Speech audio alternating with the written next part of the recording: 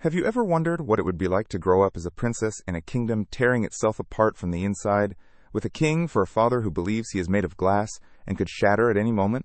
This is no fairy tale, but the haunting childhood of Catherine of Valois. Catherine was born on October 27, 1401, in Paris, at a time when the glory of France was a thin veneer covering its corruption. Her father, King Charles VI, had been a beloved monarch in his youth, but now his mind was in a state of madness. His madness was not a quiet sadness. It was a violent and bizarre delusion. At times he attacked his own knights, screaming that they were traitors. At other times he forgot his name, forgot that he was king, and did not recognize his wife and children. Most terrifying of all, he had a hallucination that he was made of glass, which made him refuse to be touched and wear clothes, reinforced with iron to keep from shattering. In the shadow of that madness, power fell to the ambitious. Catherine's mother, Queen Isabella of Bavaria, was a strong but scandalous woman. Accused of extravagance and adultery, she had to preside over a court divided between two powerful factions: the Armagnacs, loyal to the king's brother Louis of Orleans, and the Burgundians, led by the king's powerful uncle, Philip the Bold, and later his son, John the Bold. This civil war was more than a struggle for power. It was a bloody massacre on the streets of Paris. Amidst the political storm, Catherine and her younger siblings were largely forgotten. While the older siblings had their own places, children like Catherine lived in a loveless home, neglected by a mother preoccupied with political intrigue. Although later accounts show that Queen Isabella provided her daughter with toys and clothes, nothing could make up for the absence of a real family. To escape the chaos, Catherine was sent to the convent of Poissy at a very young age, where, under the care of nuns, she learned to read, write, and practice religious rituals. The convent was a peaceful haven, but it was also a gilded cage, isolating her from the real world. She grew up as a precious but unused chess piece, her beauty celebrated, but her fate entirely in the hands of others. France is bleeding, and the marriage of a princess could be the cure, or the death knell. And across the channel, a young, ambitious, and ruthless king of England watches France's collapse with a cold smile. His name is Henry V, and he sees Catherine not as a woman but as the key to the French throne. The fate of a forgotten princess is about to collide with the ambition of a conqueror. How does a marriage proposal turn into an invasion? When love becomes a pretext for war, and a portrait of a princess becomes a rallying cry for thousands of soldiers to march into a sea of blood? Catherine of Valois' fate was sealed not in a ballroom, but on the bloody battlefield of Agincourt. In 1413, King Henry IV of England died, and his son Henry V ascended the throne. Unlike his father, who had spent his life consolidating his throne, Henry V was a natural warrior, a charismatic leader, and a man of boundless ambition. He looked at a France torn apart by civil war and the king's madness, and he saw a golden opportunity. He resumed marriage negotiations with Catherine, but this time it was no longer a friendly offer. It was an ultimatum. Henry V demanded a massive dowry of 2 million gold crowns, an unimaginable sum. But money was only the beginning. He demanded the return of all of England's historic lands in France, including Normandy, Anjou, and Aquitaine. In essence, he was asking France to give up half its territory in exchange for a marriage. The French court, though in disarray, angrily refused. They offered a smaller dowry and some less important lands, but to Henry this was an insult. The refusal was just the excuse he needed. In 1415, Henry V led a huge army into France, beginning one of the most daring military campaigns of the 100 Years' War. Although the campaign had a difficult start, with a long siege at Harfleur that left his army decimated by disease, Henry decided to make a defiant march through enemy territory. The French army, confident of its 4 to 5 to 1 superiority, blocked his path in a muddy field near the village of Agincourt. On October 25, 1415, one of the greatest military disasters in French history took place. The heavily armored French knights, mired in mud, were easy targets for English archers with deadly longbows.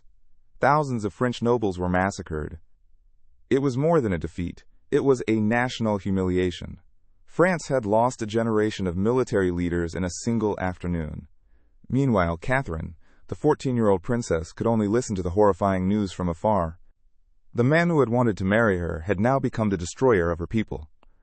Her small portrait, sent to Henry before the invasion, was probably still in his possession. He had been captivated by her beauty, But that affection did not stop him from having a steely ambition. After Agincourt, Catherine's status changed forever. She was no longer a princess given away to forge alliances. She had become the crowning prize of Henry V's war, a symbol of French subjugation. The question now was not whether she married Henry or not, but when and at what humiliating cost to his kingdom. What would you do if, in order to win peace, you had to sign a treaty that betrayed your own brother and gave your father's kingdom to the enemy? This was the irony that Catherine of Valois faced, as her wedding became the final stamp on the death sentence of an independent France. The victory at Agincourt was only the beginning. In the years that followed, Henry V systematically conquered all of Normandy. France could not resist. The court of Charles the Mad was more divided than ever. The Armagnacs, led by Catherine's brother, Prince Charles, were determined to fight to the bitter end. The Burgundians, led by John the Bold, were wavering. They hated the English, but they hated the Armagnacs even more. Queen Isabella, Catherine's mother, realized that a deal with Henry was the only way to save the rest of her kingdom and preserve her position. She arranged a meeting between Catherine and Henry V in 1419. When Henry saw Catherine in person, he was completely captivated. She was more beautiful than painted. But his fascination did not soften him. He stood firm on his demands. Then came a terrible turn of events. In a last-ditch effort to reconcile the two French factions, Prince Charles arranged a meeting with John the Brave on the bridge at Montereau. The meeting was a trap. John the Brave was brutally assassinated by the prince's men. The assassination threw France into a tailspin. John's son, Philip the Good, the new Duke of Burgundy, was so distraught and angry that he did the unthinkable. He allied with France's archenemy, Henry V of England, to exact revenge on the Dauphin. With Burgundy's backing, Henry V was now unstoppable. On May 21, 1420, the Treaty of Troyes was signed. It was one of the most humiliating documents in French history. According to the treaty, Henry V would marry Catherine of Valois. He would become regent and legal heir to the French throne, cutting Prince Charles out of the line of succession. In effect, the French crown would pass to an English king. Catherine, at the age of 18, became the scapegoat for a fragile peace. On June 2, 1420, she married Henry V, her country's conqueror, in a ceremony at Troyes. Did she feel anything? Fear? Resignation? Or a little hope that this marriage would actually bring peace? A few days after the wedding, she accompanied her husband to the siege of Sens, watching his army continue its conquest of his homeland. Later that year, they entered Paris together, welcomed by a war-weary populace. Catherine was now Queen of England and heir to the French throne. She had it all, but at the cost of betrayal to her own blood. The war was not over. It had only become a family conflict, with her husband hunting down her own brother. How can a year change everything? In less than 365 days, Catherine of Valois went from political bride to acclaimed queen, mother of a future king, and suddenly a young widow holding the fate of two kingdoms in her hands. Glory and tragedy came to her like a whirlwind. Having consolidated his power in France, Henry V brought his new bride to England in February 1421. London welcomed Catherine with the greatest of celebrations. She was crowned Queen of England at Westminster Abbey in a lavish ceremony designed to demonstrate Henry's power and the beauty of his most precious trophy. To the English people, Catherine was more than just a queen. She was a living symbol of their victory over their ancient enemy. The royal couple then made a tour of England, partly to present their new queen, and partly to help Henry V raise money and recruit troops for his next campaign in France. During the trip, Catherine became pregnant. This was news the whole kingdom had been waiting for. An heir with the blood of both the Lancastrian, English, and Valois, French dynasties would be the strongest guarantee for the Treaty of Troyes. Henry V was overjoyed. He had everything he wanted: a military victory, a favorable treaty, a beautiful wife, and now a son on the way. In June 1421, leaving a pregnant Catherine in England, he confidently returned to France to crush the last pockets of resistance from Prince Charles's faction. On December 6, 1421, at Windsor Castle, Catherine gave birth to a healthy baby boy who was named Henry. All of England celebrated. The child was the future King of England and France. But the joy was short-lived. In France, during the siege of Meaux, the invincible Henry V contracted what his soldiers called barrack fever, probably dysentery. His health deteriorated rapidly. Realizing that he was dying, he hastily arranged his future. The regency in England would be given to his younger brother, Humphrey, Duke of Gloucester. The regency in France would go to his other brother, John, Duke of Bedford. And Catherine? His will appointed her to his care, but stripped her of any political power over her son's education and rule. Henry V feared the influence of her French blood. On August 31st, 1422, the great King of England, who had shocked Europe, died at the age of 35. Just weeks later, another tragedy struck. King Charles VI of France died. Suddenly, Catherine's 9-month-old son, Henry VI, became nominal king of both England and France. At 21, Catherine had lost her husband, her father, and she was ousted from the center of power. She was the mother of a dual king, but she herself was completely alone and powerless, surrounded by ambitious and suspicious brothers-in-law. The world she had just learned crumbled beneath her feet.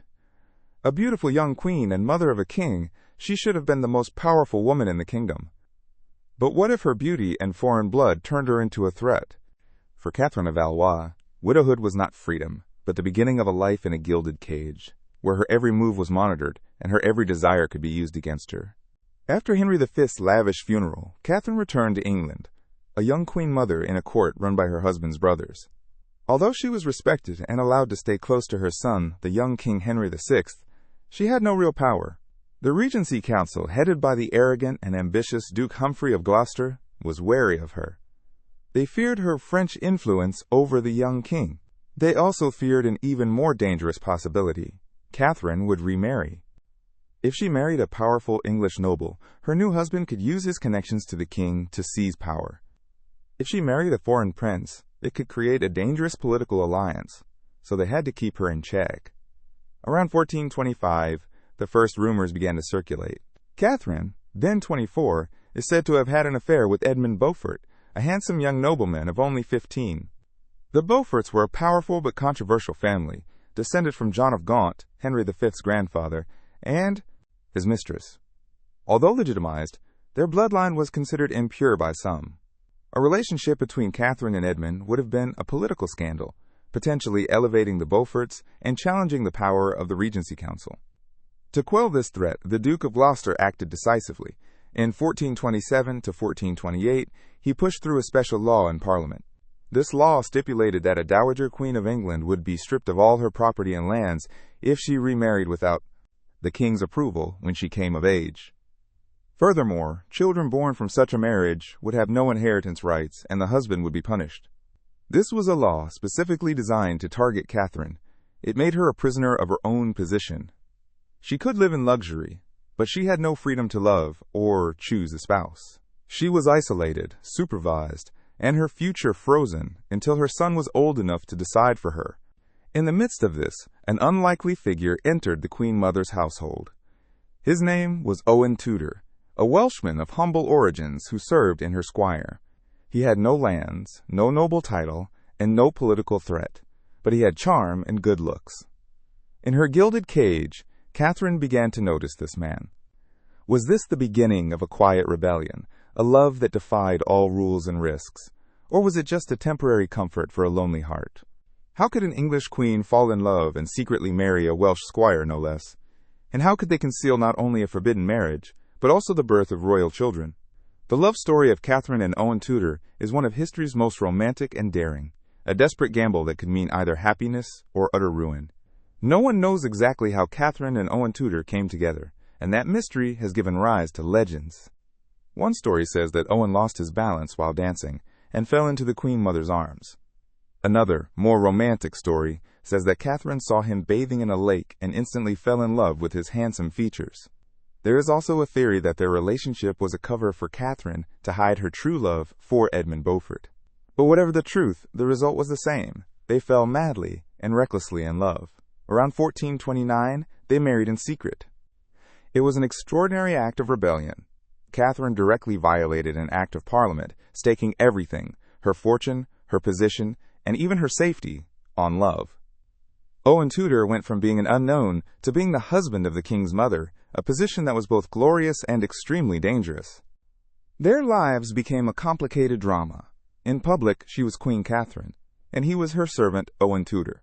But in secret, they were husband and wife, raising a family hidden from the prying eyes of the royal court. Catherine bore Owen at least 6 children.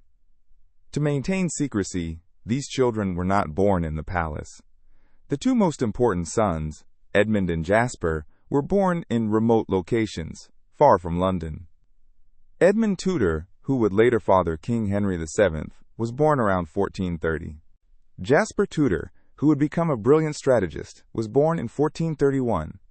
They were secret princes, with the blood of French kings through their mother and ancient Welsh nobility through their father. They were raised in secret, entrusted to the care of loyal servants. Catherine lived in constant fear that her secret would be exposed. Every day was a lucky day. This double life continued for years. The court may have whispered rumors, but no one dared to publicly accuse the king's mother. Catherine had succeeded in creating a world of her own, an oasis of happiness amid the political intrigue.